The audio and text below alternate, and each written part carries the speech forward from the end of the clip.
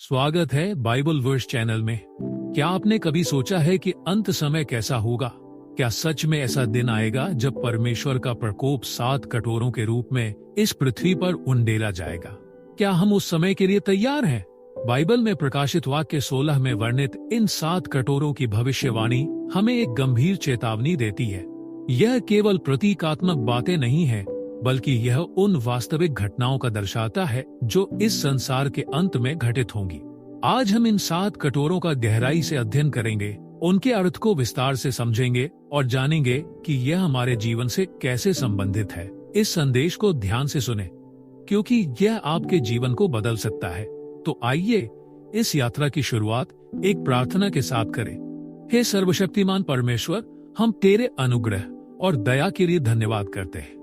हमें तेरे वचन को गहराई से समझने की बुद्धि और आत्मिक दृष्टि प्रदान कर, हमें जागरूक कर, ताकि हम तेरे न्याय के समय तैयार पाए जाएं। हमें संसार के प्रलोभनों से बचा और अपनी शरण में रख, यीशु मसीह के नाम में, आमीन। पहला कटोरा, असहनीय दर्द और घाव। प्रकाशित वाक्य 16 का 2। तब पहले ने जाकर अपना कटोरा पृथ्वी पर उंडेल दिया और उन मनुष्यों के शरीर पर जिनके पास उस पशु की छाप थी और जो उसकी मूरत की पूजा करते थे, बड़े ही दुखदायक और भयानक फोड़े निकले।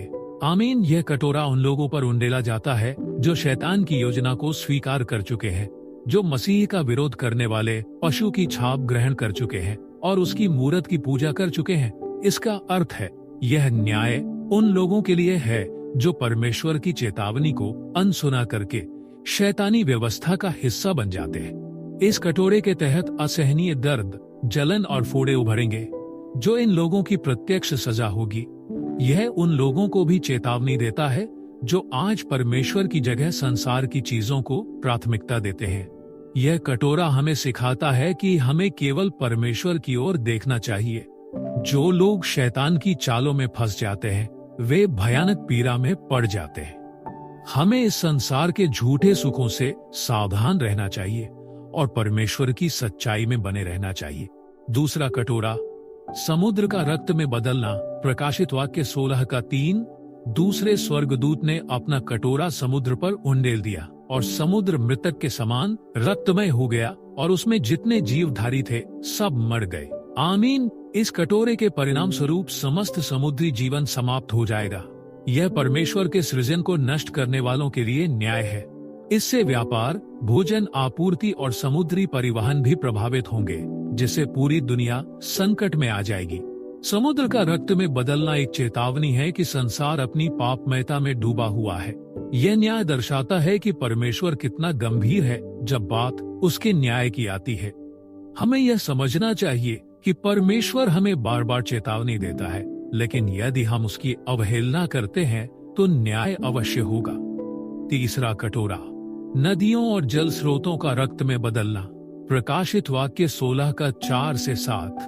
तब तीसरे ने अपना कटोरा नदियों और जल के स्रोतों पर उंडेल दिया और वे रक्त बन गए। आमीन। इस कटोरे के माध्यम से परमेश्वर सभी पीने योग्य जल को नष्ट कर देगा। यह उन लोगों के लिए दंड है जिन्होंने निर्दोषों का रक्त बहाया। जल जीवन का स्रोत है, लेकिन जब परमेश्वर अपने न्याय में हस्तक्षेप करता है तो वह इसे छीन सकता है। यह कटोरा हमें याद दिलाता है कि हम जिस जीवन का आनंद लेते हैं वह परमेश्वर का आशीर्वाद है। हमें न्याय के दिन से पहले अपने पापों से पश्चाताप करना चाहिए। चौथा कटोरा, असहनीय गर्मी। प्रकाशित वाक्य 16 का 8 से 9। तब चौथे स्वर्गदूत ने अपना कटोरा सूर्य पर उंडेल दिया और उसे मनुष्यों को जला डालने की शक्ति दी गई। तब मनुष्य बड़ी गर्मी से जल गए और उन्होंने परमेश्वर के नाम की निंदा की। आमीन। यह प्राकृतिक आपदाओं से कहीं अधिक भयानक होगा। लोग असहनीय गर्मी में जलेंगे, लेकिन फिर भी पश्चाताप नहीं करेंगे। यह दर्शाता है कि कुछ लोग कठोर हृदय के होते हैं। हमें अपने दिल को नरम रखना चाहिए और समय रहते परमेश्वर की ओर लौटना चाहिए। पांचवा कटोरा, अंधकार और पीड़ा।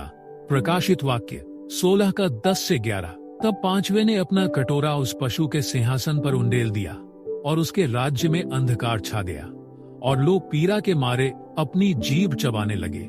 आमीन। यह कटोरा परमेश्वर के न्याय के एक और चरण को दर्शाता है। जो सीधे शैतानी शक्तियों के केंद्र को प्रभावित करता है।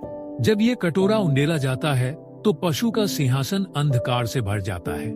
यह अंधकार केवल भौतिक नहीं बल्कि आध्यात्मिक भी है।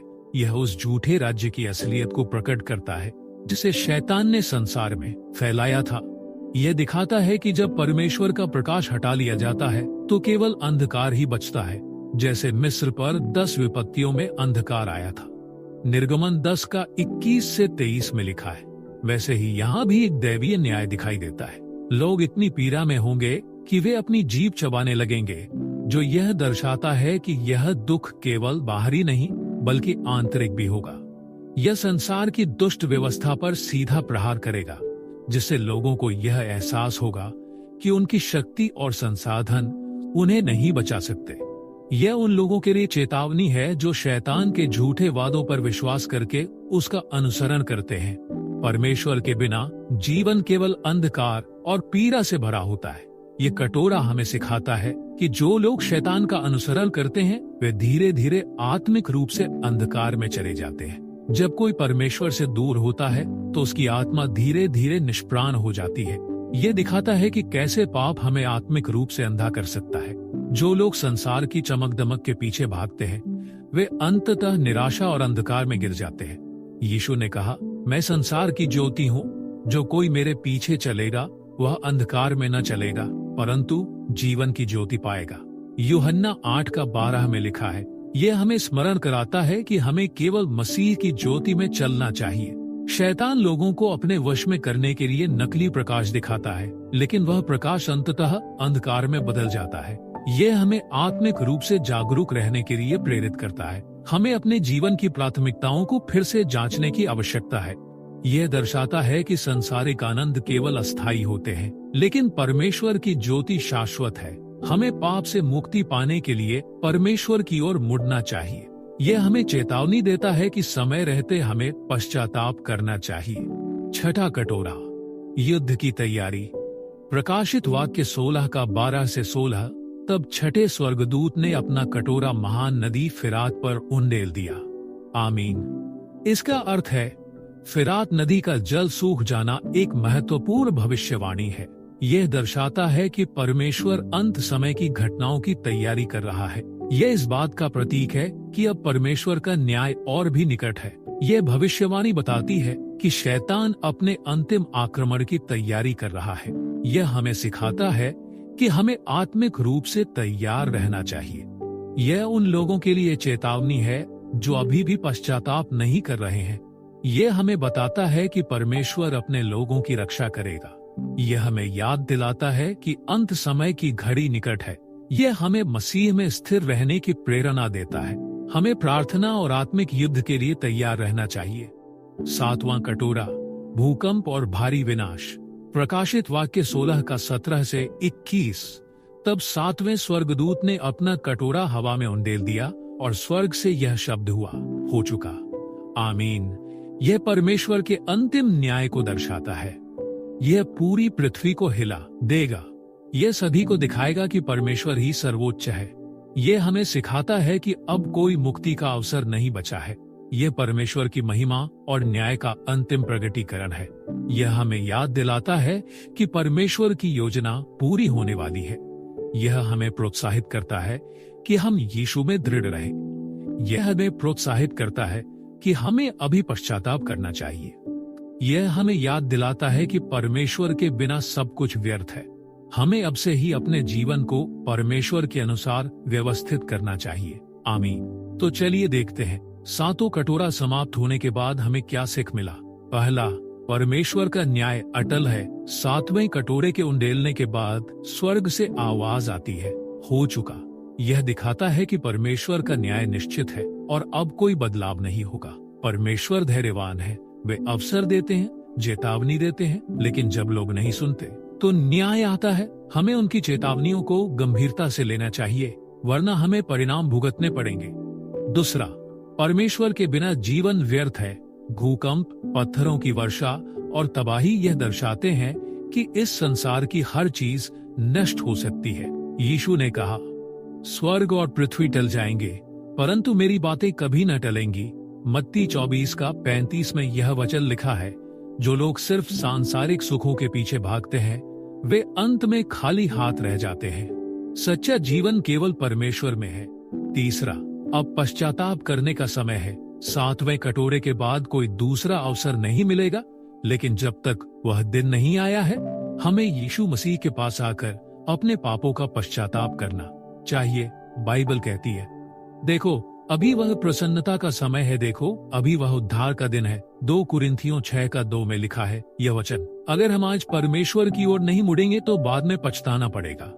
चौथा, विश्वास और धैर्य बनाए रखें। जो लोग परमेश्वर पर विश्वास रखते हैं और उनके वचन पर चलते हैं, वे इस कठिन समय में भी सुरक्षित रहेंगे। जो अंत तक धीरज धरे रहेगा वही उद्धार पाएगा। मत्ती 24:13 में लिखा है यह वचन, चुनौतियां आएंगी लेकिन हमें मसीह में दृढ़ रहना होगा और उनके वचन पर भरोसा करना होगा। पांचवा, अब निर्णय लेने का समय है।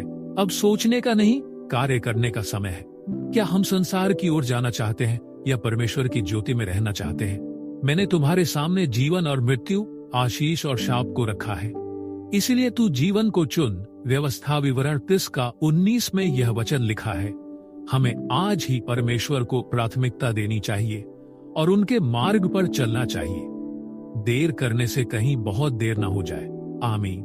तो आइए हम समापन प्रार्थना करते हैं। हे परमेश्वर, हम तेरे अनुग्रह के बिना कुछ भी नहीं है।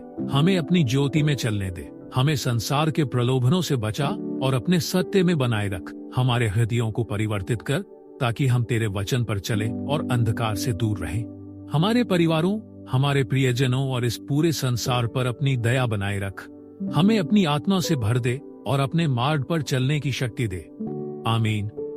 प्रिय भाइयों और बहनों, यह संदेश केवल जानकारी के लिए नहीं बल्कि आत्मिक जागृति के लिए है। क्या आप यीशु जी में शरण लेना चाहते हैं? क्या आप परमेश्वर के न्याय को समझते हैं? नीचे कमेंट में जरूर बताएं। अगर आपको परमेश्वर के वचन को सुनना और गहराई से समझना है तो परमेश्वर के नाम से वीडियो को लाइक करें, चैनल को सब्सक्राइब करें और दूसरों के साथ शेयर करें ताकि हर वीडियो आप तक और दूसरों तक पहुंच सके। परमेश्वर आपको आशीष दे।